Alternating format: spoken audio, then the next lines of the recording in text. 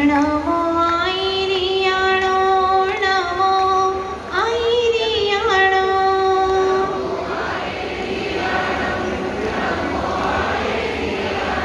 नमो आयरिय आयरिय आयरियाणो।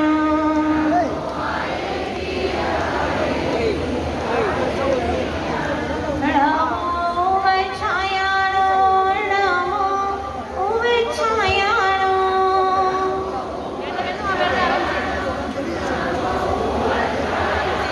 नमो वच्छाय वच्छाय वच्छायाणो।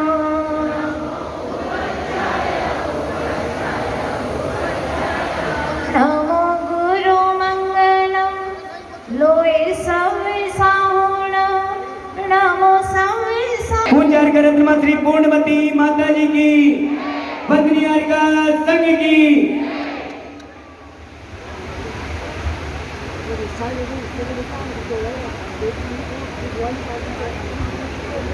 प्रकृति के शांत वातावरण में आवाजें गूंज रही थी। एदम निरतो नित्यम सन्नुट्ठो बोधिनिच्चमेदम हि एदेन बोधितित्तो सो बोहदे। मृग अपनी ही नाभि में कस्तूरी है, उसकी सुगंध फूट रही है, लेकिन कहीं और से सुगंध आ रही है सोच करके बेहताशा भागता जाता है। उसको वास्तव में अपने भीतर की सुगंध का एहसास नहीं होता। ठीक उसी तरह से वह राहगीर शांति का इच्छुक बढ़ता जा रहा है।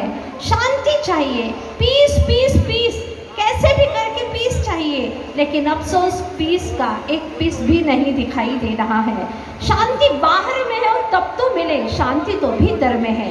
और शांति के लिए कोई ऐसे सद्गुरु की खोज में चल पड़ा जो शांति को पा चुके हैं या शांति के करीब हैं। ऐसे सद्गुरु की खोज में चला जा रहा है। ये भी जीवन की बहुत महत्वपूर्ण घटना है, क्योंकि शरीर में रोग घिरे हो तो निरोग की अवस्था चाहिए।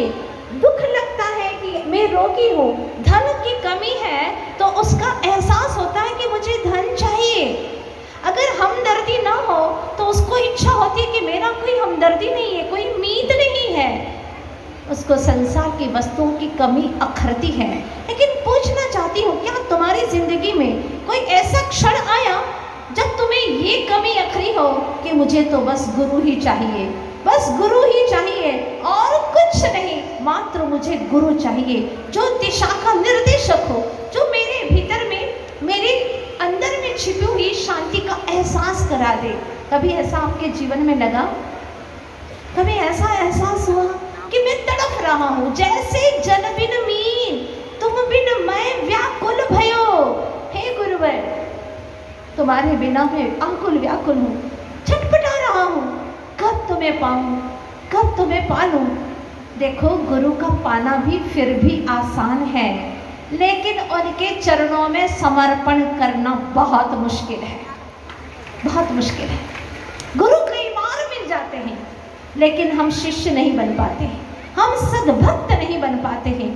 कहते हैं कि हमें शांति मिले, विश्व में शांति हो, विश्व शांति महायज्ञ करते हैं, मगर अफसोस की बात ये है कि हम अपने भीतर में भी शांति नहीं पा पाते हैं। कहाँ विश्व शांति की बातें करते हैं? घर में दो व्यक्ति आपस में मिल करके शांति से नहीं जी पा रहे हैं आज के इस दौर में, आज के इस मुल्क में, क्योंकि आपस में विश्वास खत्म हो चुका है। मोबाइल पर चेक कर रहे हैं, बैंक बैलेंस देख रहे हैं, क्या स्टेटस पे लगा हुआ है वो देख रहे हैं, क्योंकि विश्वास ही नहीं आपस में। माँ बाप का बच्चों पर विश्वास उठ गया है, बच्चों का माँ बाप के प्रति विश्वास उठ चुका है। ऐसी परिस्थिति में आज इस देश के अंदर, हाँ, हमारे देश में 7 करोड़ बच्चे डिप्रेशन में जा रहे हैं और जैन समाज के लगभग 35,000 बच्चे डिप्रेशन में। कारण मात्र पढ़ाई, मात्र स्टडी, क्योंकि माँ बाप उनको बार बार बोलते ये कर वो कर, वो नहीं कर पाता है, उसके पास भी इतनी क्षमता नहीं है। और फिर कहते देख पड़ोसी का बेटा कितना आगे बढ़ रहा है, अपना ये जो रिश्तेदार है वो कितना आगे बढ़ रहा है। इस तरह से बार बार उसको कहा जाता है। बच्चा उस वक्त निश्चित रूप से वह अपने संतुलन को बिगाड़ देता है, और जब संतुलन उसका बिगड़ जाता है तो फिर वह जो पढ़ रहा था वो भी नहीं पढ़ पाता, डिप्रेशन में चला जाता है। कितना अच्छा हो कि प्यार की भाषा सब सीख लें और 24 घंटे में एक बार कम से कम तत्व ज्ञान का वातावरण बनाएं। हर जैनी के घर में तत्व ज्ञान, तत्व चर्चा का वातावरण बने, ताकि उसकी धुरी, उसका केंद्र मजबूत हो जाए। केंद्र मजबूत होगा तो व्यक्ति कभी भी परिधियों से भटकेगा नहीं, ये निश्चित बात है। लेकिन आज हम विश्व शांति की बातें करते हैं, घर में शांति का वातावरण खो चुका है।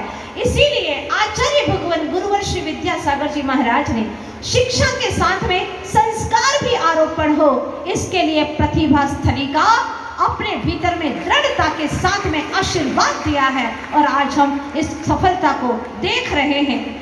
वरना व्यक्ति इच्छाओं में, आकांक्षाओं में, आग्रह में अपनी जिंदगी को बर्बाद कर रहा है। जैसे एक पक्षी उड़ता हुआ सोचता है, वाह मछली कितनी खुशनुमा जिंदगी जी रही है, वो पानी में तैर भी सकती है, मैं कब तैर पाऊंगा, लेकिन वो तो पंछी है, वो कैसे तैर सकता है। इधर से मछली सोचती है, पक्षी को देख करके अपना मुख ऊर्ध्वमुखी करके देखती है, अरे वाह ये पंछी तो कैसा आसमान में मानो तैर रहा है, दौड़ रहा है, मेरी ऐसी जिंदगी कब बनेगी।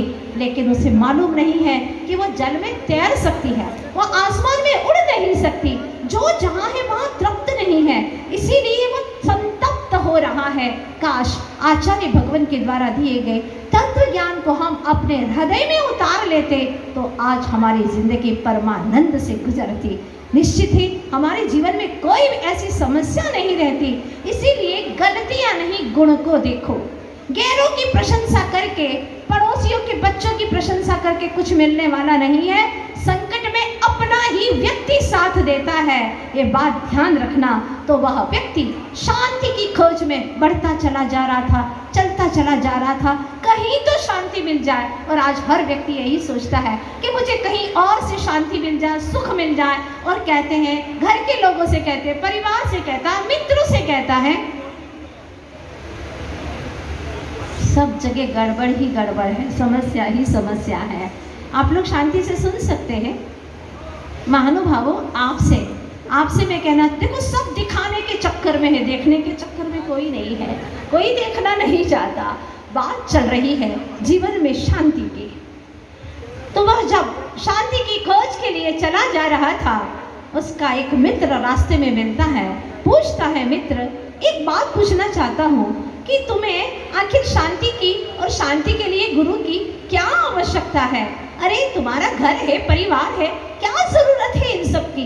तब वह कहता है, सुनो, माँ है वो सिर्फ जन्म दे सकती है, जो जन्म मरण में परिवर्तित हो जाता है, लेकिन गुरु मुझे वो जीवन देते हैं जो मरण में नहीं, निर्वाण में परिवर्तित हो जाता है, निर्वाण में बदल जाता है, वो है, वो देते हैं।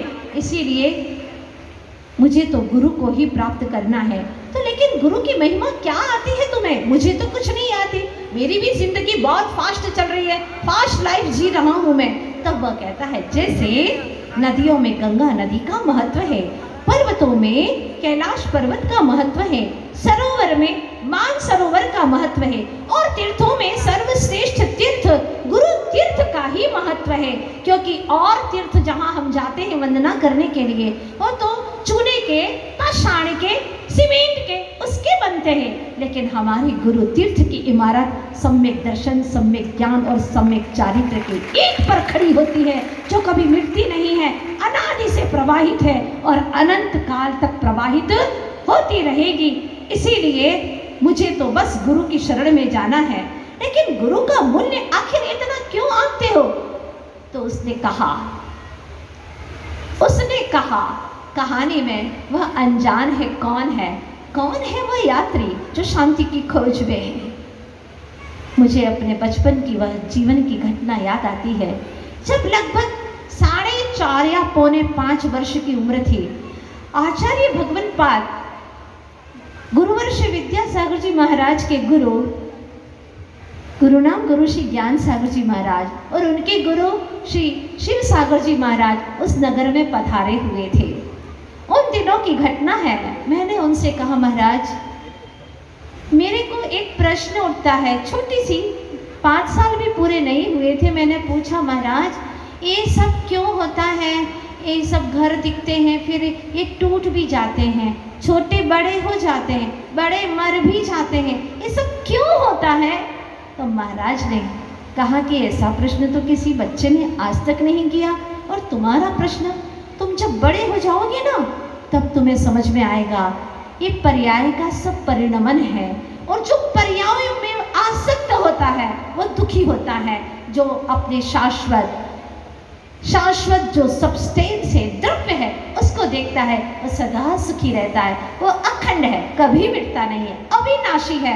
मुझे कुछ बात समझ में आई न आई, लेकिन उन्होंने मुझे कुछ पिच्छी के पंख दिए थे और कहा, बेटा मुझे पूरा विश्वास है, क्योंकि तुम्हारे जो रेखाएं हैं वो कह रही हैं कि तुम्हें दीक्षा लेना ही लेना है, कोई ताकत तुम्हें रोक नहीं सकती।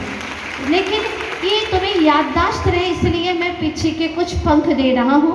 और मुझे याद है उन्होंने 7 पंख मुझे दिए थे, 7 पंख की छोटी सी पिच्छी बनाई थी, और तब से मैं अनवरत प्रतीक्षा कर रही थी कि कोई ऐसा आए जो इस अनगढ़ पाषाण को तराशे। मुझे दुनिया के सामने आदर्श नहीं बनना, नहीं दिखाना मुझे कुछ भी, मुझे तो सिर्फ देखना है। वो पंक्तियाँ याद आती रही, ज़माना खुद नुमाई का नहीं पछताओगे, आईना बन के जिधर जाओगे फूट जाओगे, इसीलिए आईना ना बनो, एक पत्थर ही बनो।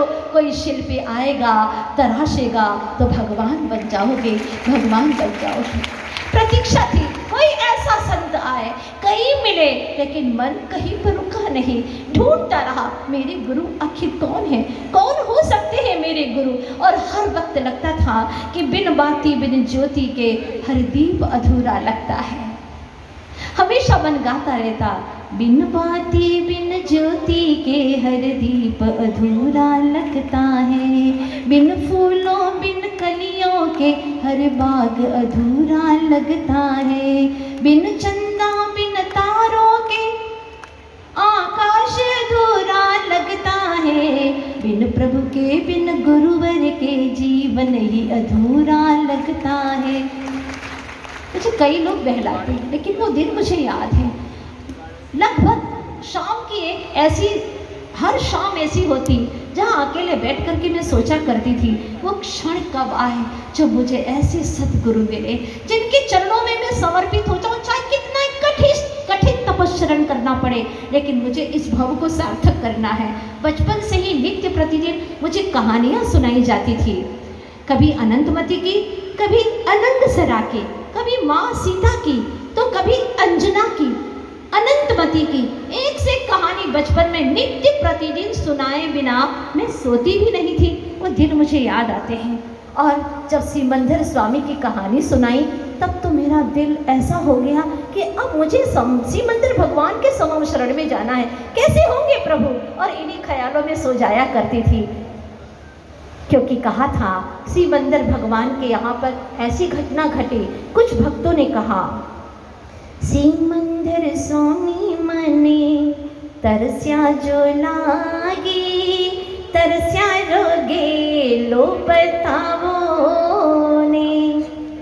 राजस्थान की भाषा समझने का प्रयास करो।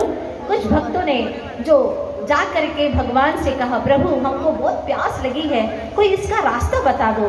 तरस्या रोगे लो बतावो ने। अब भगवान जी ने कहा, अपने परोने, हाँ अपने परोने में, यानी जहाँ पर जल रखा जाता है, मटका जो भरिया मन में आवे तेम पीजो रे। बहुत सारे घड़े रखे शीतल जल के, जो मन में आ पी लो। तो वो कहता है, कलशा घालो तो स्वामी खाली जे आवे, हाथ डालो तो हाथ दाजे रे।